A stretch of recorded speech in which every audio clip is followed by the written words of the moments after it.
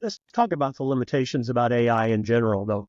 I Yeah. don't, I mean, it really is very cool what it can do, but what are the limitations? I mean, it's not perfect, and no model is perfect. So, what do you see as kind of the major limitations of AI in general? Yeah, this is a very good point. With AI, you live in a world of errors. There's always errors. Uh, can be sometimes it's really small hallucination. It can predict something wrong. It can fail. So you live in the world of error, and the work is to reduce this error.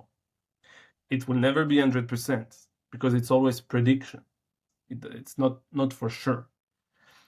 Um, but I guess that the world is not perfect.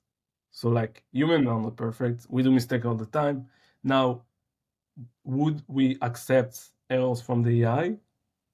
That's the question. That's more, I guess, philosophic question. If you ask me, an error, it's an error. So I would, like if it's a human or AI, if tomorrow I have a really good doctor that 80% of the time give me the good diagnostic, and next to it AI that does 90%, I will take my chance with the AI.